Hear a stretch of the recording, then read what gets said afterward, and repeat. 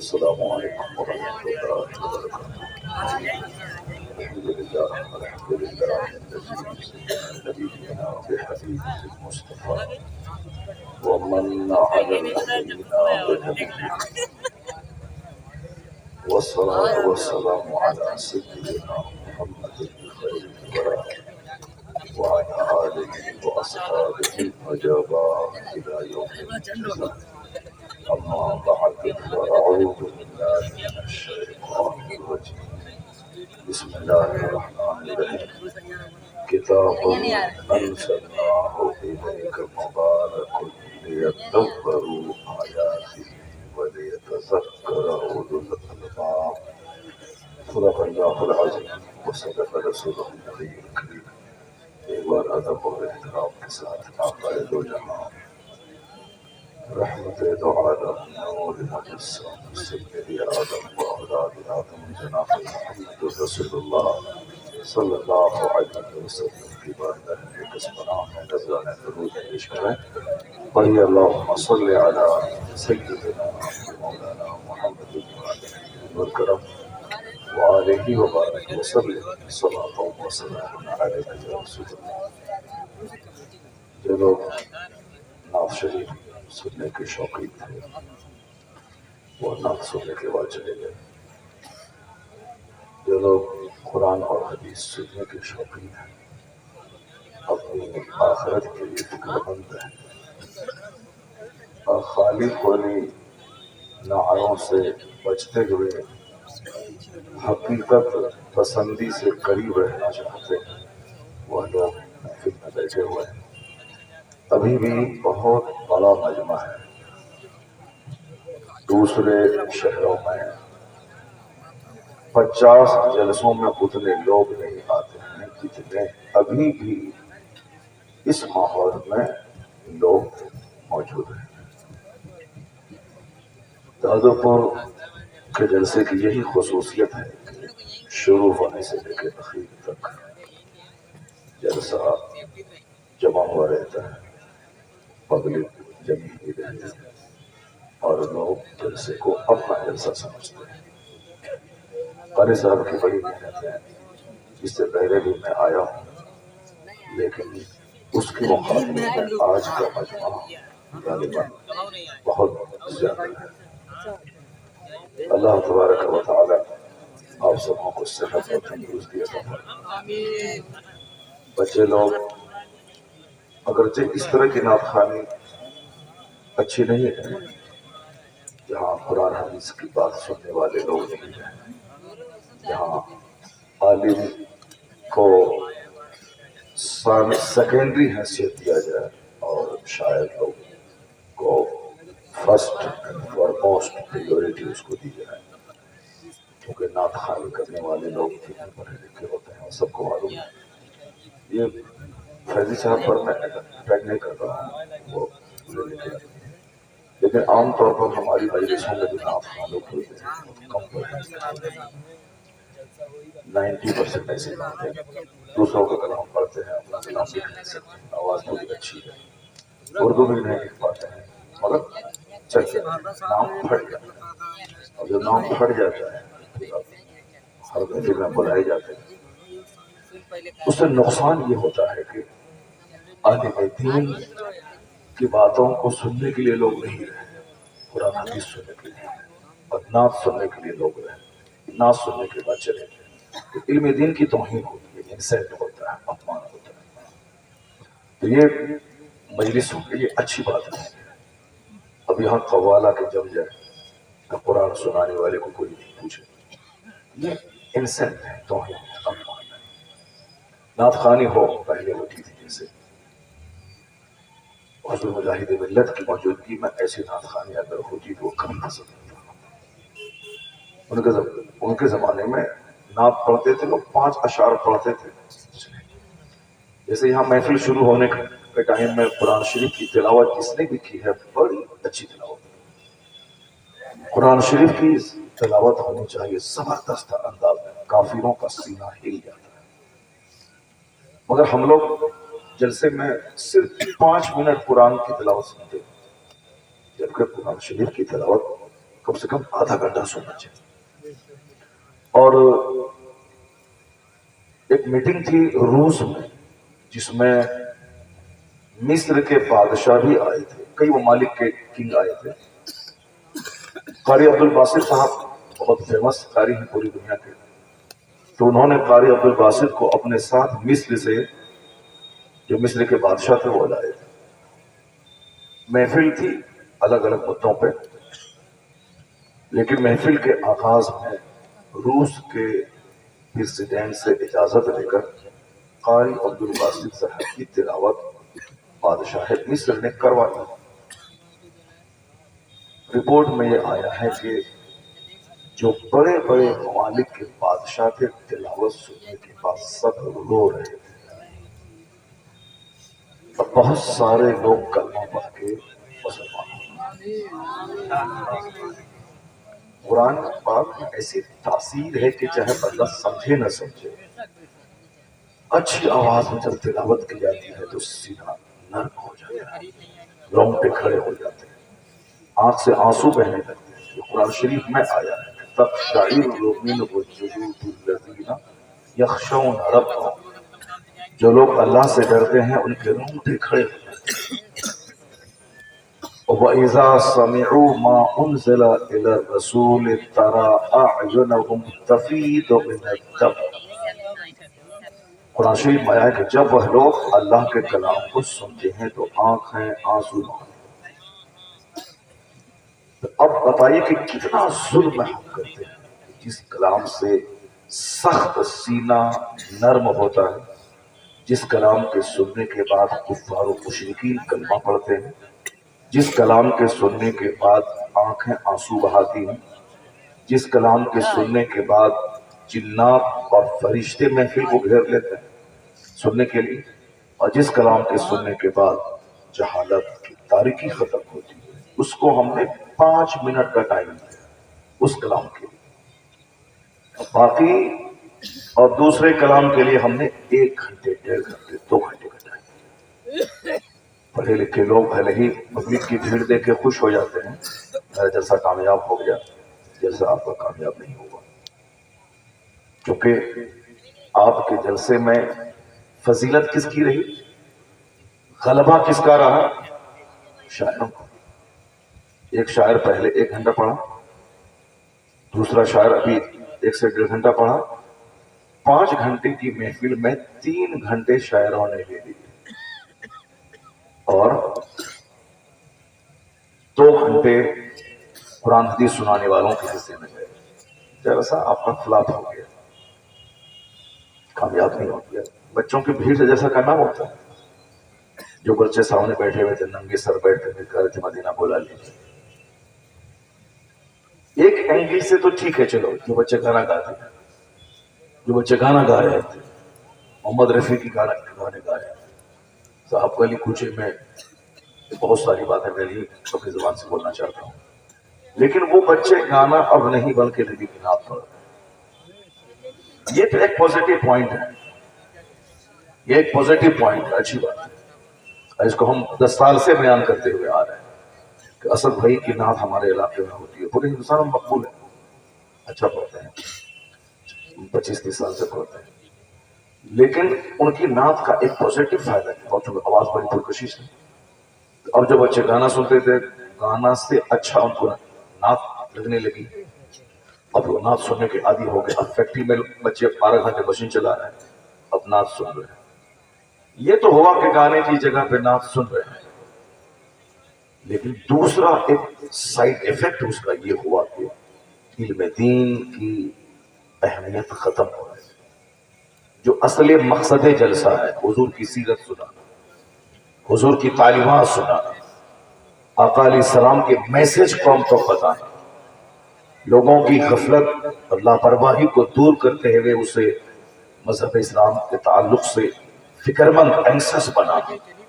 یہ باتیں نعت شریف سے نہیں ہوتی، یہ باتیں مصطفیٰ کی حدیث سننے سے ہوتی، یہ باتیں قرآن کریم کی آیتوں کے سننے سے ہوتی. تو ایک فائدہ تھوڑا سا ہوا کہ بچے نعت یاد ہو گئی ان کو، لیکن دوسرا نقصان یہ ہوا کہ جو قرآن کی آیتیں یاد ہونی چاہیے وہ یاد نہیں ہوئی. جو مصطفیٰ کی حدیث یاد ہونی چاہیے وہ یاد نہیں ہوئی، اور عالموں کا جو سمان ہے کہ 80 سال کا بوڑھا اگر ان کے سامنے کوئی 18 سال کا جوان عالم ہو، حدیث میں آیا، حدیث کا مفہوم یہی ہے کہ 80 سال کے بوڑھے کو 18 سال کے جوان سے پیچھے چلنا چاہیے، اور 18 سال کے جوان جو عالم ہے اس کو آگے رکھنا چاہیے۔ یہ عمر کی عزت نہیں، علم دین کی عزت ہے، یہ علم دین کی عزت ہے۔ یہ عزت تو وہی کام سے مولانا صاحب باہر سے آئے ہیں جو قرآن حدیث جانتے ہیں، بچوں کو بخاری شریف پڑھاتے ہیں، وہ آئے کوئی ملنے ان سے نہیں آئے، کوئی سٹکیس پکڑنے والا نہیں ہے، اور یہ جو جاہل گریٹ ہے جس کو کچھ بھی نہیں آتا ہے ہندی میں دوسروں کی نعتیں لکھ کے پڑھتا ہے، اب وہ آ گئے تو اب 50 بچے ان کو گھیر دیا، یہ پڑھیے گا، یہ پڑھیے گا، وہ پڑھیے گا، وہ پڑھیے گا، اب کوئی آگے کوئی پیچھے، پان کھائیے گا، چائے پیجیے گا، تو اب پتا چلا کہ کوئی بندہ آپ کا عالم نہیں بنے گا، کیوں؟ آپ نے سامان تو کم پڑھے لکھے کو دے دیا، آپ نے عزت تو کم پڑھے لکھے کو دے دی۔ جو بخاری شریف پڑھاتا ہے، جو عربی بولتا ہے، جو عربی سیکھتا ہے، اس کو تو آپ نے سائڈ کی حیثیت دے دی، اس کو تو سلام بھی نہیں کیا، سلام کا جواب تک نہیں دیا، تو پھر اب کوئی عربی پڑھنے والا نہیں رہے گا۔ اب حضور نے فرمایا ہے کہ علم دین دنیا سے اٹھا دیا جائے گا، علم ختم ہو جائے گا، یرفع العلم، علم اٹھا لیا جائے گا دنیا سے، جہالت رہے گی، لوگ ناچیں گے، گائیں گے، کودیں گے۔ ایک بچہ کو دیکھا وہ کمر ہلا ہلا کے بول رہا ہے، بلا لیجیے، یہ نہیں ہے، یہ جو کچھ آپ سمجھ رہے ہیں کہ اچھا کام ہے، نہیں ہے یہ اچھا کام، بزرگوں کی روحوں کو آپ تکلیف پہنچا رہے ہیں۔ ہاں، گاؤں کا 2-4-10 جاہل نوجوان جو صورت میں کپڑا بنتا ہے، لوم چلاتا ہے، وہ اپنا چندہ کر کے اکٹھا کر کے اپنے گاؤں میں اگر کسی نعت خواں کو بولا کہ 5 گھنٹہ نعت سنتا رہا تو وہ اتنا بڑا مجرم نہیں ہے، کیونکہ وہ تو اسی کو دین سمجھ رہا ہے۔ لیکن اگر مدرسے میں اس طرح کا ہوتا ہے، بہت بڑی ٹریجڈی، مدرسے میں اگر ایسا ہی ہوتا ہے، صرف نعت خانوں کو بلا کر کے ان کو ترجیح دیا جائے اور تقریر کی حیثیت ثانوی ہو جائے، بہت خطرناک سندیش ہے۔ مدرسے میں کوئی بچہ 8 گھنٹے بیٹھ کر وہ عربی نہیں رٹے گا، وہ مصطفیٰ کی حدیث یاد نہیں کرے گا، وہ سارے بچے نعت شریف کی کتاب لے کے رہیں گے جیسے مدرسے میں رہتے ہیں، کیونکہ وہ جانتا ہے کہ بھائی مولوی صاحب آیا، اس کو ویلو بھی نہیں دیا گیا اور پیسے بھی نہیں ملے، اور نذرانے ملے بھی تو اس کے مقابلے میں کم ملے۔ جس طرح سب مقرر نہیں بنتا ہے، سب شاعر نہیں بنتا ہے، مگر پریاس تو کرنا ہے۔ اب وہ سارے بندے پریاس کر رہے ہیں کہ چلو کم سے کم شاعر ہم بن جائیں، چاہے ساری زندگی ایک حدیث اس کو یاد نہ ہو پائے۔ شاعری کی مذمت کی گئی ہے، نعت خوانی اچھی چیز ہے، جو حضور کی تعریف کریں، حضور کو سنانے کے لیے سارے لوگ نعت پڑھیں، تنہائی میں پڑھیں، آقا علیہ السلام کے سامنے سنائیں، خوب روئیں، مدینہ جانے کے لیے تڑپیں، بہت اچھا کام ہے، لیکن یہ اتنا بڑا کام نہیں جتنا بڑا کام نماز پڑھنا ہے، جتنا بڑا کام مصطفیٰ کی سنتوں پہ عمل کرنا ہے۔ ساری زندگی کوئی نعت پڑھتا رہے، قیامت کے دن کوئی سوال نہیں ہوگا کہ تم نے نعت کیوں نہیں پڑھی اور نعت کیوں نہیں سنی، نہیں سوال ہوگا، مگر یہ سوال ہوگا قیامت کے دن سب سے پہلے، اِنَّا أَوَّلَ مَا يُحَاسَبُ بِهِ الْعَبْدُ یوم القیامت الصلاۃ، حدیث میں آیا ہے ترمذی شریف، حضور نے کہا، حضور کی تعریف حضور نہیں ہم لوگ کرتے ہیں، اور حضور نے جو کہا وہ تو سب سے سپیریئر ہے۔ آقا علیہ السلام کہتے ہیں کہ قیامت کے دن سب سے پہلا سوال نماز کا ہوگا، اگر بندہ نماز کے بارے میں جواب دینے میں کامیاب ہو گیا تو فقط افلح من انجا، he became successful، وہ کامیاب ہو گیا۔ تو کامیاب کون ہے؟ وہ نہیں جو نعت سنا چلا گیا، کامیاب وہ ہے جو نبی کی حدیث سنی اور 24 گھنٹے میں سے 1 گھنٹے کا ٹائم نکال کر رب کریم کی عبادت میں لگا دیا۔ تو جس چیز کا سوال قیامت میں نہیں ہونا ہے اس کے لیے خوب پریاس ہے، خوب محنتیں ہیں، اور جس کے لیے سوال ہونا ہے اس کے لیے کوئی محنت نہیں ہے۔ مسجد میں نماز کے ٹائم میں بہت کم لوگ تھے، اب صاحب نعت کی محفل بہت زیادہ لوگ ہیں. اب ذرا غور سے سنیے، ہمارا تہوار اور دوسروں کے تہوار میں فرق کیا ہے.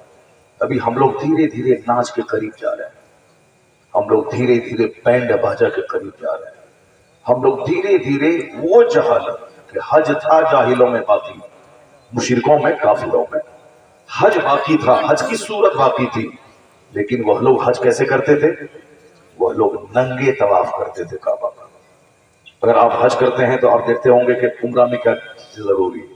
ایک نیت کرنا، احرام باندھنا، خانہ کعبہ کا طواف کرنا اور صفا مروا کی صحیح کرنا، اس کے بعد بال مونڈے لینا، یہ عمرہ ختم ہو گیا. اور حج میں حج کی نیت کرنا، احرام باندھنا، اس کے بعد طواف کعبہ، یہ فرائض میں داخل ہے، وقوف عرفہ. اور واجبات کو شامل کر لیں تو پہلے جا کے طواف کریں، پھر اس کے بعد عرفات جائیں، پھر وہاں سے لوٹ کے مینا آئیں، پھر کنکڑی ماریں، پھر صاحب قربانی کریں، پھر سر کے بال مونڈیں، پھر مکہ جائیں، فرض طواف کریں، پھر وہاں سے واپس مینا آئیں. تو یہ ساری چیزیں حج میں داخل ہیں. یہ سب شکل جاہلوں میں تھی، جبکہ اسلام کی آمد سے پہلے، آقا علیہ السلام کی آمد سے پہلے یہ شکل تھی حج کی. لیکن وہ شکل کیا تھی؟ وہ لوگ ننگے طواف کرتے تھے. جیسے میں نے اپنی آنکھوں سے دیکھا بہرائچ شریف میں، حضور سید سالار مسعود قاضی رضی اللہ تعالیٰ عنہ، کتنے بڑے بزرگ ہیں، کتنی ان کی روح قبر میں تڑپتی ہوگی لوگوں کی جہالت کو دیکھ کر.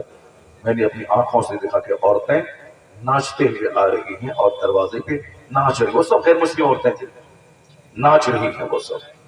ہم کہتے ہیں کہ گولڈن ٹیمپل ہے سکھوں کا انجام، وہاں جا کے کوئی ننگے سر اندر جائے تو نہیں جا سکتا ہے، چاہے تو خرید کر کے رومال سر پہ باندھو، یا پھر وہاں گفٹ دینے کے لیے لوگ رہتے ہیں، یہ سر کو ڈھانپ کر کے تب آپ اندر جائیے. کافروں کی عبادت گاہ ہے، وہاں لوگ موجود ہیں کہ ننگے سر کوئی نہیں ہے.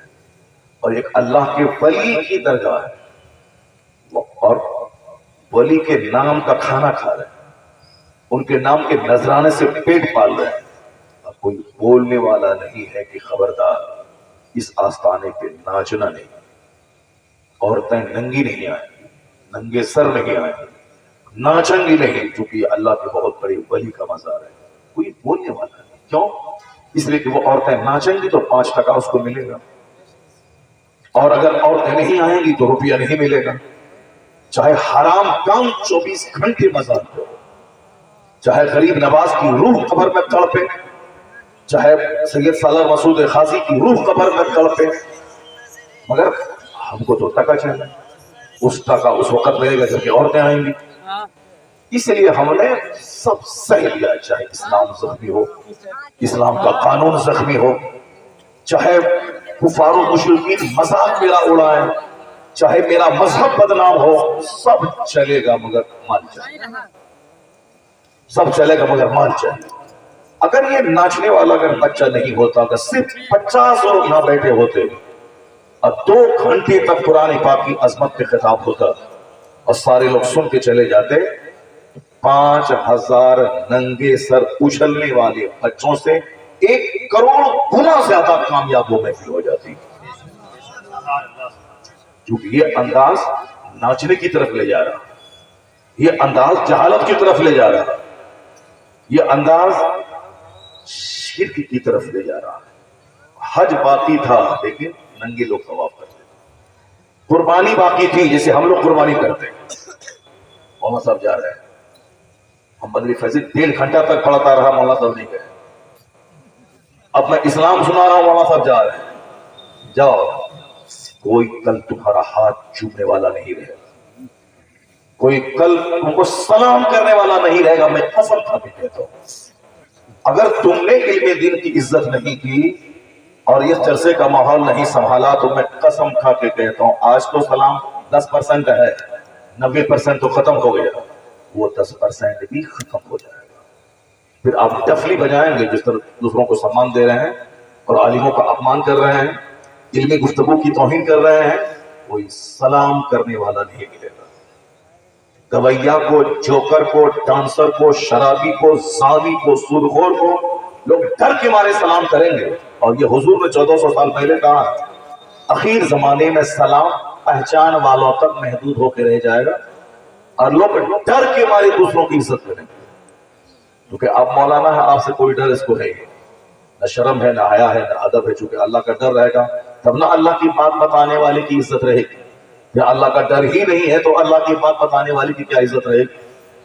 اس لیے جب آپ اپنی عزت اس کے دل میں نہیں ڈالیں گے تو پھر آپ چیختے چلاتے رہیے، آپ کو سلام تک نہیں کرے گا. کیونکہ آپ سے اس کو کوئی خوف نہیں.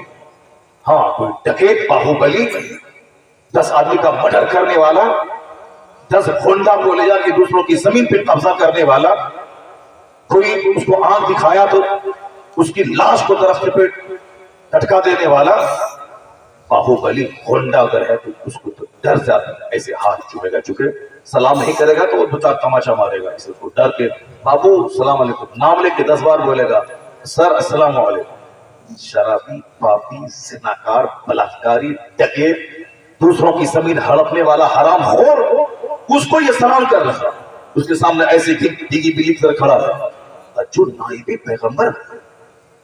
اللہ جو عالم ہے، پی ایم تو چھوڑو بھائی، پرائم منسٹر کی کوئی حیثیت نہیں ہے کہ عالم کے سامنے. چونکہ پرائم منسٹر پورے ہندوستان کا راجا ہے، وہ آج ہے کل ہار گیا، سڑک پہ آ جائے گا. لیکن جس کے سینے میں قرآن حدیث کا علم ہے اس کے بارے میں کہا گیا ہے کہ یہ راستے سے گزرتے ہیں تو سمندر کی مچھلیاں دعا کرتے ہیں. کرائے کے گھر میں رہے عالم، فوٹ پاتھ پہ رہے عالم، 2000 روپے مہینہ کمائے یہ عالم. مقام کتنا ہے کہ امریکہ کا پریزیڈنٹ اس کے پاؤں کی دھول کے برابر ہے. چونکہ یہ نائب پیغمبر ہے، اور نائب پیغمبر ہی ہو جائے لمٹا. جو نائب پیغمبر کا منصب تھا اور اس منصب کے تقاضوں کو پورا نہیں کرے اور آپ خود ہو جائے کبھی، آپ خود ہو جائیں علم دین کی توہین کرنے والا، آپ خود ہو جائے مسجد مدرسے کا اپمان کرنے والا، پھر آپ تو نائب رسول ہی نہیں رہے. اور نائب رسول تو وہ ہوتا ہے جو علم حاصل کرے اس پر عمل کرے. تو پھر آپ جب نائب رسول ہی نہیں رہیں گے تو آپ بولیں گے حضرت عالم کی قدر نہیں ہے، اس کی عزت بھی خطاب کیجیے. ہم لوگ جاتے ہیں کہتے ہیں حضرت عالم کی عزت گاؤں میں نہیں ہے، عزت بتانے کے لیے تقریر کیجیے. تو تقریر کرنے سے عزت نہیں ملتی ہے، عمل کرنے سے عزت ملتی ہے. اگر آپ دیکھ لیں کہ میرے گاؤں کا مولانا 5 ٹائم باجماعت مسجد میں نماز پڑھ رہا ہے اور ہر نماز کے بعد 10 منٹ بیٹھ کے درود شریف پڑھتا ہے، 100 بیگھا زمین کا جوتنے والا بھی ان کا ہاتھ چومنے پر مجبور ہو جاتا ہے.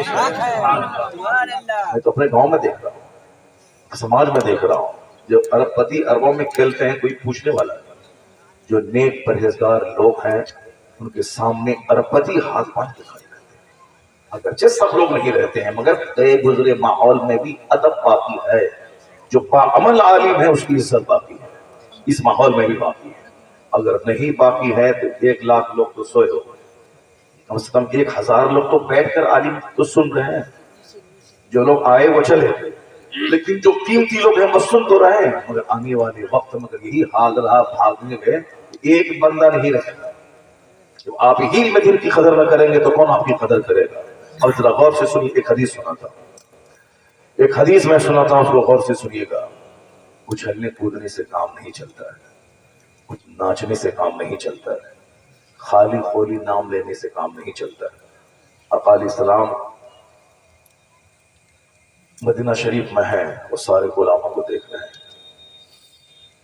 تو حضور ہماری اس بدعملی سے ناراض رہتے ہیں. خوش کیسے ہوتے ہیں؟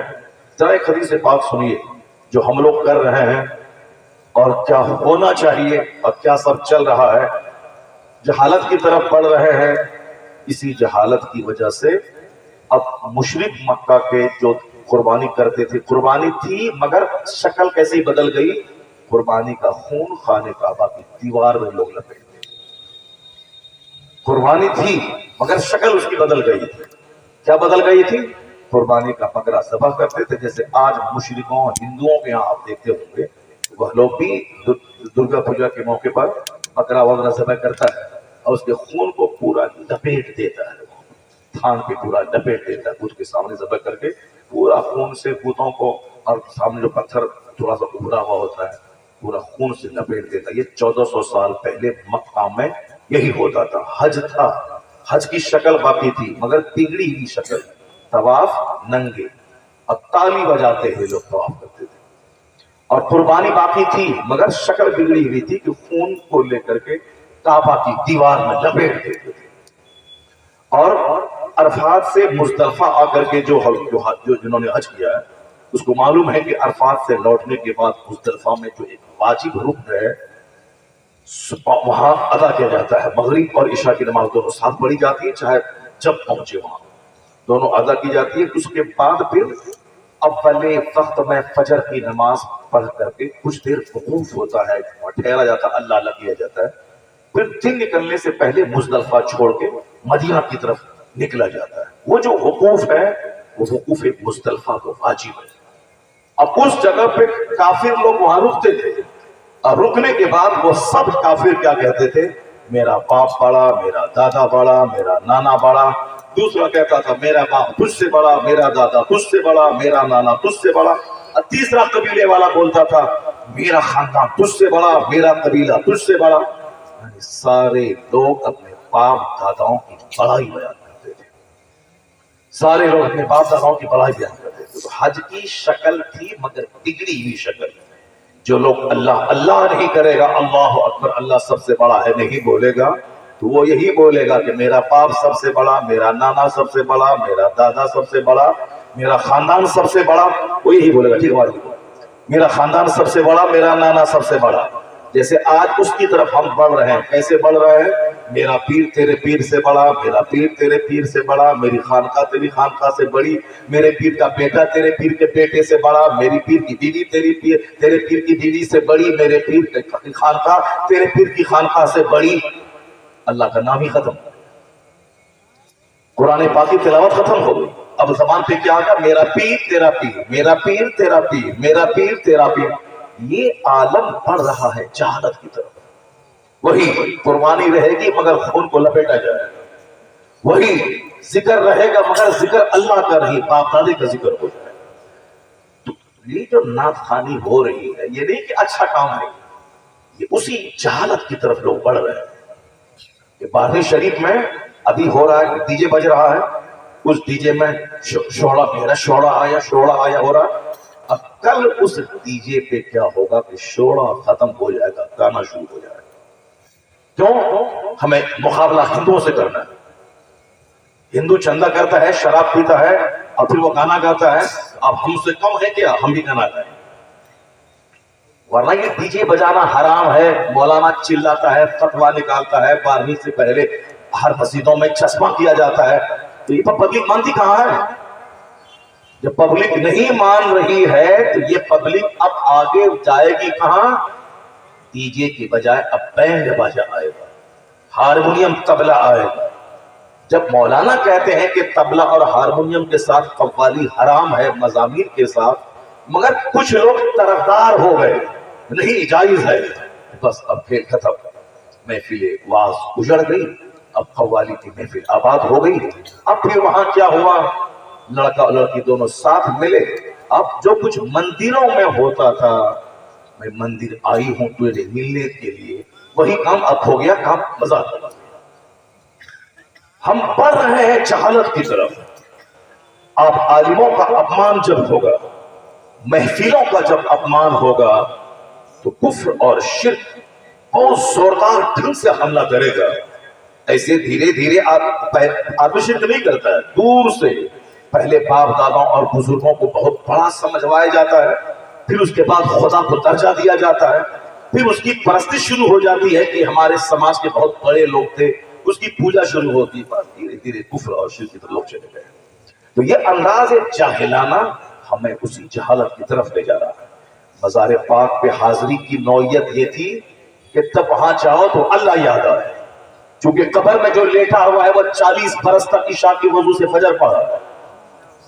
قبر میں جو لیٹا ہے ان کے پاس 4 بیوی 49 اولاد تھی, وہ کبھی جنگ نہیں ہوئی, آپس میں لڑائی نہیں ہوئی, اور پھر 4 بیوی کی موجودگی میں کبھی فجر کی نماز قضا نہیں ہوئی.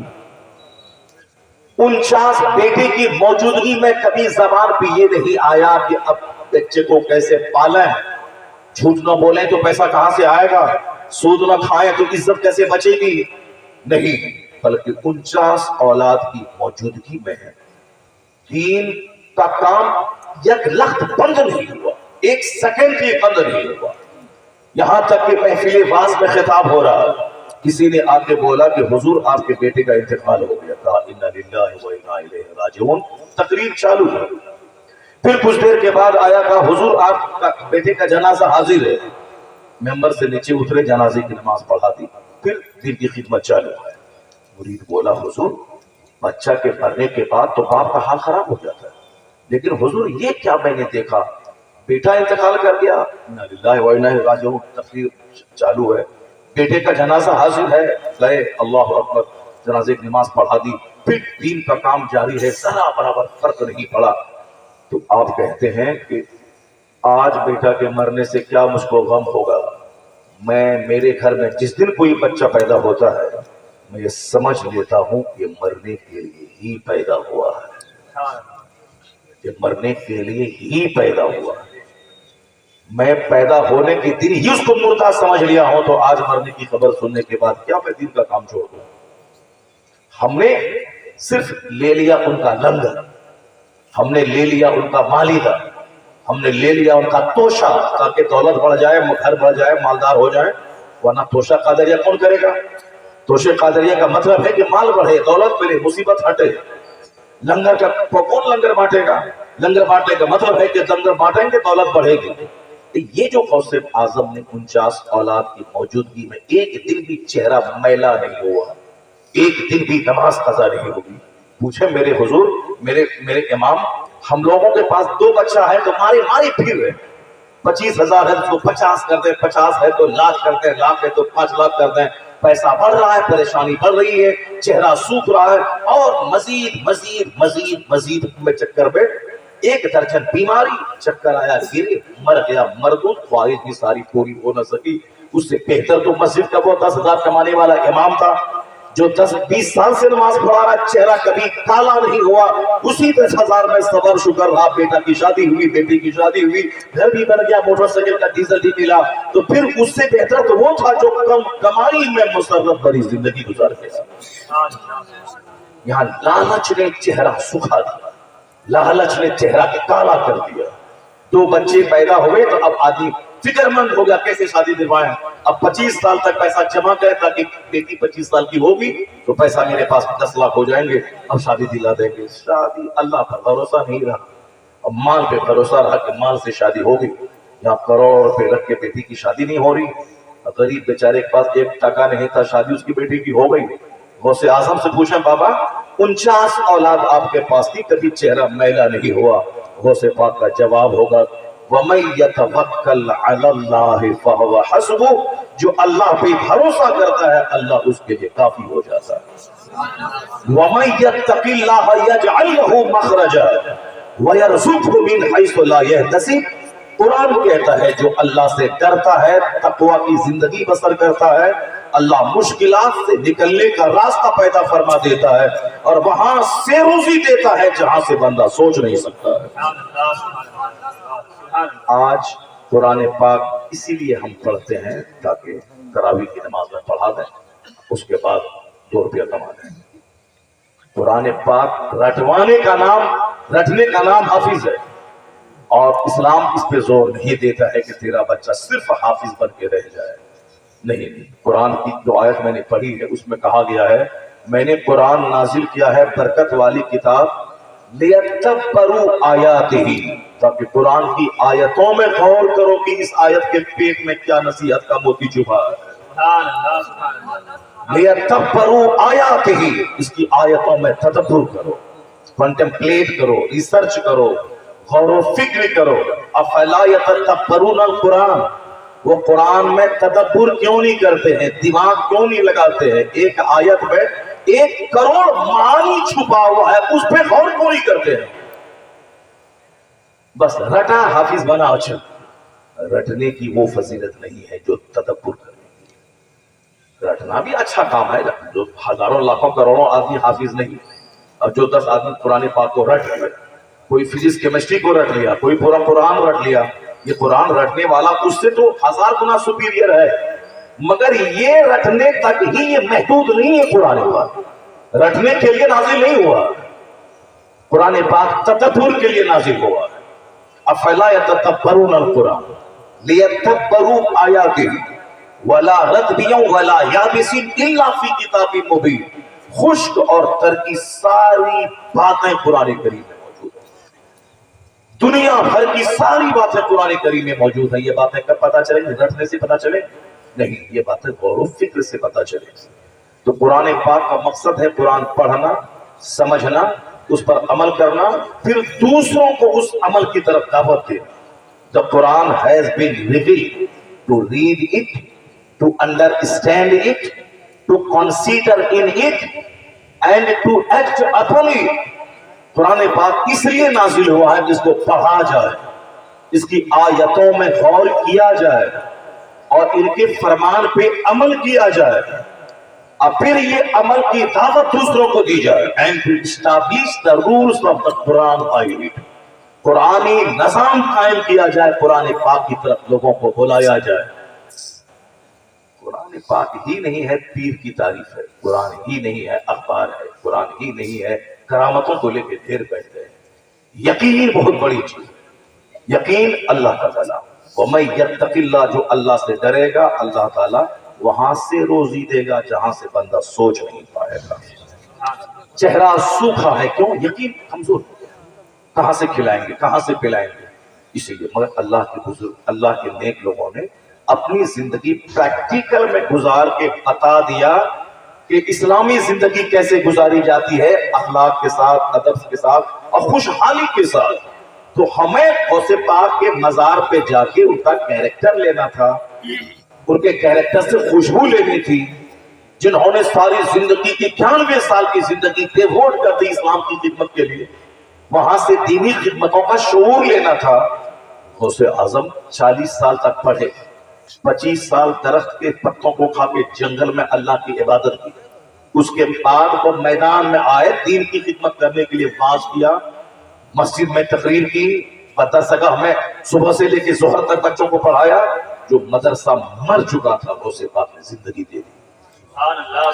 جو خانقاہ میں لوگ سے مریدوں کے نذرانے پہ نظر رہتی تھی تاکہ ہماری بیوی جینس اور ٹی شرٹ پہن کے مال جائے، یہ غریب بیچارہ ٹھیلا چلانے والا مزدوری کر کے 2 روپے دیتا ہے پیر صاحب کو، پیر صاحب دعا دیں گے تو پیر صاحب غریبوں کا پیسہ لے کر کے اپنی بیوی کو صاحب وہ پہنا اڑا کر کے مال بھیج رہی ہے، اپنی بیٹی کو جینس ٹی شرٹ پہنوا کے کالج بھیج رہی ہے۔ جو اپنی بیٹی کو نہیں روک سکا، پردہ نہیں دے سکا، وہ دوسروں کو کیا جنت لے کے جائے گا؟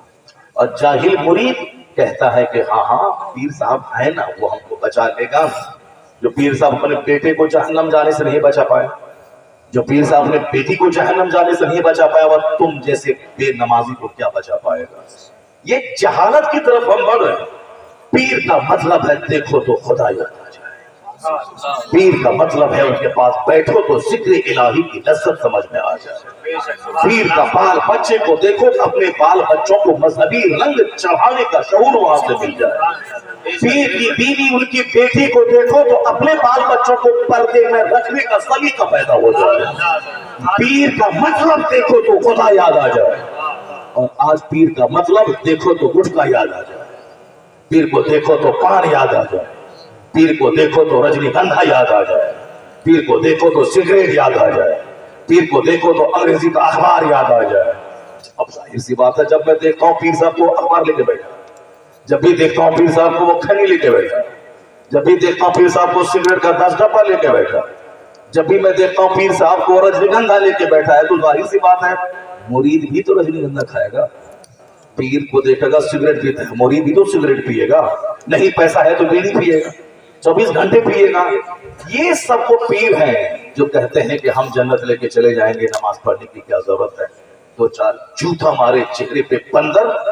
حسین مصطفیٰ کا نواسا تھا، وہ تو ہزاروں تیروں کے سائے میں نماز ادا کی ہے۔ ان کو تو مصطفیٰ جنت کے مالک نے کہا تھا کہ الحسن والحسین سیدہ شباب اہل الجنہ، تجھ کو کون بولا کہ تو جنت جائے گا؟ جو پیر اگر بولے گا کہ تو جنت جائے گا تو پیر خود جہنمی ہے۔ پیر یہ کہتا ہے کہ ایمان سنبھال کے رکھ، عمل کر تاکہ تو جنت جائے۔ یہ نہیں کہ جنت کا ٹکٹ مارتا ہے، کل مرید کافر ہو جائے گا، کیا کرے گا؟ کل پیر صاحب خود کافر ہو جائیں گے، کیا کرے گا؟ کروڑوں سنی تھے آج دیوبندی ہو گئے، یعنی پہلے مسلمان تھے بعد میں کافر ہو گئے۔ اور اس کے ساتھ لفظ اور کیا کہہ سکتا ہوں، ہزاروں نوجوان تھے جو سعودی عرب نوکری کرنے کے لیے گئے، وہاں سے آئے تو مرتد ہو گئے، نجدی وہابی ہو گئے۔ اس لیے یہ کہنا کہ آج یہ مفت سنی ہے تو سب دن سنی رہے گا، نہیں چلے گا۔ حضور کہتے ہیں ایک زمانہ ایسا آئے گا یصبح مومنا و یمسی کافرا۔ کیا کہا؟ یصبح مومنا و یمسی کافرا۔ حضور کہتے ہیں کہ ایک زمانہ ایسا آئے گا کہ صبح بندہ مسلمان رہے گا، شام کافر ہو جائے گا۔ جھاڑو لمبا بال، جھاڑو پان پرار، جھاڑو لمبا جبر، اور اس کے بعد کافر ہو جاؤ۔ 6 لاکھ مسلمانوں کی بیٹیاں کافروں کے ساتھ بھاگ گئیں، سب کو معلوم ہے، سب لوگ جان رہے ہیں۔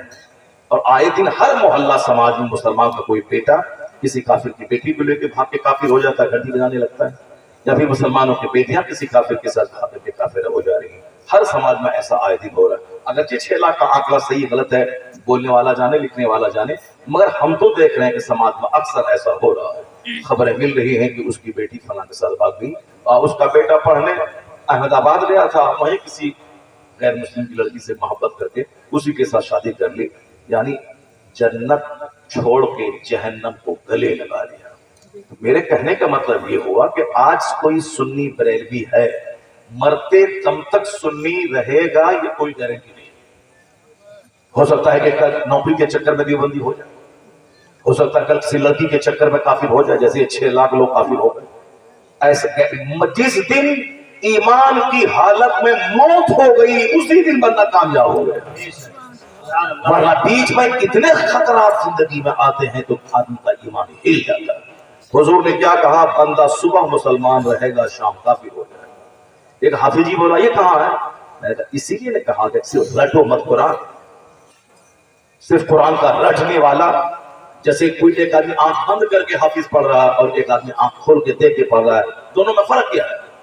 فرق اتنا ہی ہے کہ حافظ آنکھ بند کر کے پڑھ رہا ہے الحمدللہ رب العالمین الرحمن الرحیم، اور جاہل بیچارہ دیکھ کے پڑھ رہا ہے الحمدللہ رب العالمین۔ اس کے علاوہ تو کوئی فرق سمجھ میں نہیں آ رہا؟ اس کے علاوہ اور کوئی فرق ہے تو بتائیے؟ یا بن دیکھے پڑھ رہا ہے اور سامنے والا آدمی دیکھ کے پڑھ رہا ہے، اس کے علاوہ اور کیا فرق ہے؟ وہ تو بولے گا ہی۔ یہ کہاں ہے؟ جو لوگ علم کی گہرائی میں ڈوبتے ہیں اسے معلوم ہے۔ جناب سالبہ جو صحابی رسول تھے، حضور نے کہا تھا غریبی تیرے حق میں بہتر ہے، مگر وہ ضد مچا کے حضور سے دعا کر لی کہ دعا کر دیجئے حضور، غریبی بہت ہے۔ حضور نے دعا کر دی، اتنا مال بڑھا کہ مال کی وجہ سے تباہ و برباد ہو گیا، اتنا مال بڑھا کے مسجد کا کبوتر کہلانے والا صبح عشاء فجر میں آنے لگا، پھر عشاء فجر چھوڑ کے جمعہ آنے لگا، پھر مال اتنا بڑھا کے میدان میں ساری بکریاں رہنے لگیں، مہینے میں ایک بار آنے لگا۔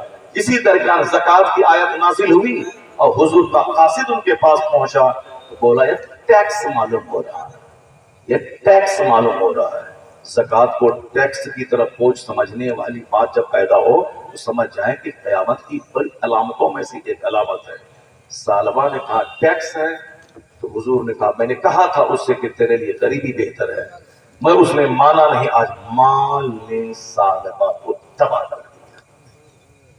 جب ماں حضور کے پیچھے نماز پڑھنے والا جب تباہ و برباد ہو گیا تو آج 1400 سال کے بعد حضور نے کیا فرمایا؟ ایک زمانہ ایسا آئے گا کہ بندہ صبح مومن رہے گا، شام کافر ہو جائے گا، اور شام مومن رہے گا، صبح کافر ہو جائے گا۔ وَيُبِيعُ دِينَهُ بِعَرَضٍ مِّنَ الدُّنْيَا۔ آقا فرماتے ہیں کہ لوگ دنیا کے بدلے میں اپنا دین بیچ ڈالیں۔ ابھی میں نے 3 دن پہلے ایک مسلمان کو دیکھا، وہ اپنی دکان کے سامنے پٹاخہ اور آتش بازی کا سارا سامان لے کے بیٹھا تھا۔ بدتمیز، تم نے وہ بیچ کے کتنا کمایا ہوگا 3 دن میں؟ کتنا کمایا ہوگا وہ بدتمیز؟ میرے محلے کی بات ہے، میں سڑک سے گزر رہا تھا، مسجد سے آ رہا تھا، पटाखा लेके बैठ के बेच रहा था, जबकि कितना कमाया होगा 3 दिन का, मुश्किल 3,000, 4,000, 10,000, 20,000। काफिरों की शान और शौकत बढ़ाने के लिए उनके मेले में जाना हराम है। आलय लहवोदई और तफरी का सामान, पटाखा छोड़ना हराम, आतिशबाजी हराम, तो हराम के सामान को बेचना भी हराम है। 2 टका के लिए मुसलमान का बच्चा पटाखा लेके बैठ गया। 2 रुपया कमाने के लिए मुसलमान का बच्चा आतिशबाजी लेके बैठ गया। तब ना हुजूर ने कहा था 1400 साल पहले, लोग सुबह मोमिन रहेंगे, शाम काफिर। और जब इतनी खतरनाक बातें सामने है कि बंदा किसी भी टाइम में काफिर हो सकता है, कोई बोला कि नमाज पढ़ना जरूरी नहीं, सीधे काफिर हो जाएगा। जब तक फर्ज समझता था नहीं पढ़ता था, गुनहगार था, मुजरिम था। लेकिन जैसे ही बोल दिया झुंझुला के, अरे नमाज पढ़ना जरूरी नहीं है, फातिहा मिला जरूरी है, मज़ाक करना जरूरी है, काफिर हो गया फौरन। क्योंकि जिस तरह हुजूर की तौहीन करने से बंदा काफिर होता है, उसी तरह नमाज, रोजे, हज, ज़कात की तौहीन से भी बंदा काफिर हो जाता है। और जो 24 घंटे पीर साहब का झोला ढोता है, वो अक्सर बेनमाजी होता है। अक्सर लोग बेनमाजी होते हैं, अक्सर बेनमाजी होते हैं। हालांकि पीर साहब के पास रहने वाला आदमी वली बन जाता है, वली बन जाना चाहिए। तो कौन गुटखा खोर के पास रह के वली बनेगा? वो तो मुजाहिदे मिल्लत थे, जो जनरल डब्बे में भी उतर के तहज्जुद की नमाज पढ़ा करते थे इसके साथ। वो जेल के अंदर भी नमाज पढ़ा करते थे। कभी किसी ने नमाज कसा होते हुए नहीं देखा। तब उनके साथ में जो लोग रहते थे, अपने वक्त के पक्का नमाजी वली बन जाते थे। और आज गुटखा लेके बैठा है पीर साहब, तो कौन उसका मुरीद का क्या हाल होगा? तो झुठला के बोलेगा ही, अरे नमाज मां जरूरी नहीं, मेरा पीर मेरा पीर मेरा पीर मेरा पीर जन्नत ले जाएगा। वही जो खून लपेटता है, काफिर लपेटता था खाने काबा की दीवार में, और अपने बाप दादे की का कसीदा पढ़ता था कि मेरा बाप बड़ा, मेरा बाप बड़ा, मेरा दादा बड़ा। अब वही शुरू हो गया है कि मेरा पीर मेरा पीर। गुटखा खोर तेरा पीर, तहज्जुद नहीं पढ़ने वाला तेरा पीर, कुरान शरीफ की तिलावत नहीं करने वाला तेरा पीर है, तो तुम्हें भी जहन्नम ले जाएगा जहां वो जा रहा है। एक पीर हमने देखा था इस हुजूम में, जहालत के हुजूम में, जहां 100 डब्बा सिगरेट, 100 रजनीगंधा, इस हुजूम में मैंने एक पीर को देखा। जब भी देखा जिक्र इलाही करता देखा, जब भी देखा डकैतों के झुरमुट को नहीं देखा। जो गुटखा खोर पीर होगा, नमाज से लस्त मोहब्बत नहीं है, वो हमेशा गोंडे का सहारा लेगा, गोंडे का सहारा लेगा, ताकि इस गोंडे की वजह से लोग हमसे डरे, इस गोंडे की वजह से लोग हमको आंख नहीं दिखलाएं, इस गोंडे की वजह से कोई मौलाना में हमारी बदअमली के खिलाफ ना बोले। अगर मौलाना बोला पीरों के खिलाफ, तो ये गोंडा जाकर उसके घर में आग लगा देगा, ताकि कोई मौलवी हक नहीं बोले। गोंडे का इस्तेमाल करता है मौलाना, लोगों को हक बात बोलने से रोकने के लिए गोंडे का इस्तेमाल करता है। चलो तुमको गोंडा मुबारक हो। मगर एक पीर को मैंने देखा इन हजारों जाली पीरों के बीच में, जब भी देखा गोंडों के हुजूम में नहीं, मुफ्तियों के हुजूम में देखा, आलिमों के हुजूम में देखा, और इल्मी बहस करते देखा, फतवा का जवाब देते देखा, किताबों की तस्हीह करते देखा, दरसे बुखारी करते देखा, अमरे बिल मारूफ करते देखा। लोगों को सोने की अंगूठी पहनना हराम है, ये हाथ चूमने वाले को बताते हुए देखा। और साहब, सोने का चैन पहनना मर्द के लिए हराम है, उस चैन को पकड़ के हराम कहने वाला देखा। नमाज पढ़ने की ताकीद करता हुआ देखा, और दूर 1000 किलोमीटर दूर रहने के बावजूद अपने घर में बीवी और बेटों को फोन करके फजर के टाइम में उठा के नमाज पढ़वाता देखा। तो फिर कैसा था जो मुफ्तियों के हुजूम में रहता था? या तो फिर इल्म दीन का दर्स दे, मुफ्तियों से डिबेट करे, दर्स दे, फतवा का जवाब दे, या फिर खामोश होकर अल्लाह अल्लाह करता रहे, और अल्लाह अल्लाह करता हुआ दुनिया से चला जाए। नमाज़े असर पढ़ा, मगरिब का इंतजार है, ज़बान पे अल्लाह अल्लाह जारी है, अब्दालों जैसी मौत मर के दुनिया से चला गया। वह कौन था अब्दाले वक्त, वह कौन था मुर्शिदे कामिल? उसी को दुनिया अख्तर रजा खाजा हमी वाली शरीयत है। नारे तकबीर, नारे रिसालत, मसलके आला हज़रत, बस्ती बस्ती कलिया कलिया, बस्ती बस्ती कलिया कलिया, सुल्ताने मदीना कॉन्फ्रेंस مدرسہ جامعہ فیضان العلوم مرید پیر ہو تو ایسا، شیخ ہو تو ایسا جس شیخ کو نائب غوث اعظم کہا جاتا ہے۔ اور اسی الہ آباد کی دھرتی گواہ ہے کہ ایک آدمی کہہ رہا تھا کہ ہم مرید ہوئے ہیں تاج الشریعہ سے، مگر تاج الشریعہ میرے گھر میں کبھی آ نہیں پائیں گے چونکہ میں غریب آدمی ہوں۔ وہ دنیا بھر میں جاتے ہیں میرے گھر، فلاں پیر فلاں مرید اپنے پیر کو گھر میں لا رہا ہے، فلاں اپنے لا رہا ہے۔ اب پیر صاحب مریدوں کو چارہ سمجھ کے ہر مہینے دورہ کر رہا ہے، تو پیر صاحب کو تو نظرانہ دے گا جو پیر دورہ کر رہا ہے، جو مریدوں کا محتاج ہے۔ مرید ہم کو 10% دے گا تو کھائیں گے، وہ تو جائے گا۔ فاتحہ ہے وہ پیر صاحب آ گئے، عقیقہ ہے پیر صاحب آ گئے، ولیمہ ہے پیر صاحب آ گئے، نکاح پڑھنا ہے پیر صاحب آ گئے، گھر میں کوئی صاحب بچوں کا برتھ ڈے پارٹی ہے پیر صاحب آ گئے۔ تو اب یہ سوچتا تھا کہ ہمارا پیر میرے گھر میں نہیں آ رہا، اور وہ سب پیر سب کے گھر میں آ رہا ہے۔ اب پتہ نہیں کیا ہے نہیں، انہوں نے خواب میں دیکھا کہ سرکار تاج الشریعہ ان کے خواب میں آ گئے اور کہا میرے لال میرے بیٹے یہ بتا دے کہ میرے لاکھوں کروڑوں مرید ہیں، میں کس کس کے گھر میں فاتحہ کے لیے جاؤں، میں کس کس کے گھر میں فاتحہ پڑھنے جاؤں۔ اب جہاں تک سوال رہا تیرے یقین کا کہ تو کہتا ہے کہ میرے پیر کو کیا خبر، میں تجھے بتا دوں کہ تو مجھ سے کہاں مرید ہوا تھا، میں تجھے بتا دوں کہ کس محفل میں تو مجھ سے مرید ہوا تھا۔ صبح اٹھتے ہی یہ آنسو بہا رہا تھا اپنے دکان میں، کیا میرے مرشد نے میرے دل کے وسوسات سے باخبر ہو کے مجھ کو ڈھارس بندھانے کے لیے میرے خواب میں تشریف لے آئے اور کہا کہ ہمارے مرید بہت ہیں، یہ خاص نمبر رکھ لو، جب بھی ضرورت پڑے تو اس سے کبھی کبھی بات کر لیا کرنا۔ جب بیدار ہوا تو وہ نمبر موجود تھا۔ اب آپ سمجھ لیجئے کہ تاج الشریعہ تو لوگ ایک عام مولوی سمجھتے ہیں، لیکن وہ عام مولوی نہیں ہے۔ اس پاک کا فرمان یاد ہے نا، درست العلم حتی صرت کتبا۔ غوث اعظم کہتے ہیں کہ میں پڑھاتا رہا یہاں تک کہ میں کتب بن گیا۔ تاج الشریعہ اتنا پڑھایا کہ آنکھ کی بینائی ختم ہونے کے باوجود پڑھایا، یہاں تک کہ کتب ابدال جیسی موت پر کے دنیا سے چلا۔ غوث پاک اس فرمان کی روشنی میں وہ کتب نہیں ہے جو آج کسی کمرے میں 1 لاکھ بار درود پڑھ رہا ہے، 1 کروڑ بار کلمہ پڑھ رہا ہے، اور ساتھ کے لیے قرآن ختم کر رہا ہے۔ وہ تو اپنے آپ کو جنتی بنا رہا ہے، یہ بھی بڑا کام ہے، سب تو ایسا کرتا نہیں۔ آیا کوئی نماز پڑھا چل لیا، مگر یہ بندہ نماز کے بعد 1 گھنٹہ بیٹھ کے اللہ اللہ کرتا ہے، یہ بھی بہت بڑا کام ہے۔ لیکن اس سے بھی بڑا کام ہے وہ جو پہاڑوں پہ نہ رہ کر کے پبلک کے بیچ میں آ کر کے دین سکھا کے، برائی سے روک کے، جنت کا راستہ بتا کے، اکیلے جنت نہیں جاتا ہے، 1000 کو اپنے ساتھ جنت لے کے جاتا ہے۔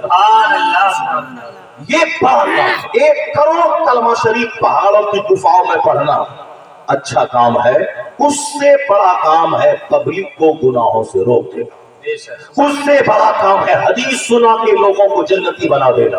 تو وہ 1 کروڑ کلمہ پڑھا اکیلے جنت جائے گا، لیکن مولوی 1 گھنٹہ خطاب کیا، لوگوں کو برائی سے روکا، امر بالمعروف کیا، اکیلے نہیں لاکھوں کو اپنے ساتھ جنت لے گئے۔ تو سرکار غوث اعظم اسی لیے پوری دنیا میں مشہور ہے، وہ صرف اذکار کرنے والا پیر صاحب نہیں تھا۔ اذکار اتنا کیا، اللہ خواہ کے 25 سال تک درخت کے پتوں کو کھا کے بھوکے رہ کر پہاڑوں اسرا کے کھنڈرات میں عبادت کی، لیکن وہ وہیں رہے نہیں، چونکہ بغداد میں ظاہری علم پہ گھمنڈ مولویوں کو بہت تھا، اور پیر کے نام پہ لوگ کلنک تھے، مریدوں سے پیسے لینا، پیٹ پالنا، سونا۔ اب یہ دونوں طاقتوں سے لیس ہو کر خانقاہ اور مدرسوں دونوں کو زندہ کرنا تھا۔ بادشاہوں کے گھر میں شراب ہے، شباب ہے، وہاں سے شراب نکالنا ہے۔ تو اب ظاہری جتنے بھی مولانا ہے 1 لاکھ، ان کو بتانا ہے کہ علم کی برکت کیا ہے، تو سب سے بڑا علم چاہیے اس کے پاس، ورنہ یہ مولوی بولے گا بہت آپ بھاشن دیتے ہیں، آپ کو گرامر نہیں معلوم ہے، آپ کو بلاغت نہیں معلوم ہے، آپ کو صاحب فصاحت نہیں معلوم ہے، آپ کو فلسفہ نہیں معلوم ہے۔ تو یہ سارے سوکھے مولویوں کو علم کا مہتو بتانے کے لیے ظاہری علوم میں بھی مکمل دسترس چاہیے، تاکہ کسی بھی اینگل سے کوئی مولوی اس کو آنکھ نہیں دکھا سکے۔ اور جو خانقاہوں میں بیٹھ کے کاروبار پیٹ کا چلا رہے ہیں، ان کو کرامت چاہیے، روحانی علم چاہیے، اس کے لیے غوث اعظم نے 25 سال تک درختوں کے پتوں کو کھا کے عبادت کی، اور 40 برس تک آنکھ جلا جلا کے درجنوں علماء کرام کے گھر پہ جا کے ظاہری کتاب سے علم حاصل کیا۔ دونوں علمی طاقت سے لیس ہو کر اب فکر ہوئی کہ یہ لاکھوں پبلک جو جہنم جا رہی جنت کیسے جائے، تو آ گئے جنگل سے جلوت، مدرسہ کو آباد کیا، فجر کی نماز سے لے کر کے ظہر تک صرف بچوں کو پڑھانے لگے۔ جب خبر پھیلی پوری دنیا میں تو جو بغداد کا مدرسہ مر چکا تھا، دنیا بھر کے تشنگان علوم بغداد پھر واپس آنے لگے، مدرسہ پھر زندہ ہونے لگا۔ خانقاہوں میں جہاں پیر پیٹ پالنے کا ذریعہ خانقاہوں کو بنایا تھا، ان کی تطہیر قلب، تزکیہ نفس ایسا کیا کہ ان سبوں کو رات بھر کا تہجد گزار بنا دیا۔ بادشاہوں کے گھروں میں جہاں شراب اور شباب ناچنے والی لونڈیاں تھیں، ان بادشاہوں کو کرامت دکھا کے اپنا جدیدہ ایسا بنایا کہ بادشاہ توبہ کر کے تہجد گزار ہو گئے۔ بادشاہ بغداد آپ کے پاس سونے چاندی کی پوٹلی لے کے آیا، حضور آپ بڑی علمی خدمت کر رہے ہیں، آپ میری طرف سے تحفہ قبول کر لیجئے۔ کہا نہیں لوں گا۔ کہا حضور لے لیں۔ کہا نہیں لوں گا۔ کہا حضور لے لیں۔ کہا نہیں لوں گا۔ جب بادشاہ نہیں مانا تو پوٹلی کو لے کے دبایا تو اس سونے سے خون جاری ہو گیا۔ کہا غریبوں کا خون چوس کر میرے پاس تحفہ لے کے آئے ہو، اگر میری زبان پہ شریعت کی روک نہیں ہوتی تو اس خون کو وہاں تک بہنے کے لیے چھوڑ دیتا جس کا خون چوس کے تم نے مال جمع کیا۔ ان غریبوں کے گھر تک بادشاہوں کا سینہ ہل گیا۔ اب بادشاہ دست بوسی قدم بوسی کرنے لگا۔ پیر اللہ کے در سے وہ سب رات بھر نماز پڑھنے لگے۔ مدرسہ مرا ہوا زندہ ہو گیا۔ 100 مولانا کو جب چڑ ہوئی کہ یہ بادشاہ کی آنکھوں کا تارا، پبلک میں غوث اعظم عبدالقادر جیلانی کی دھمک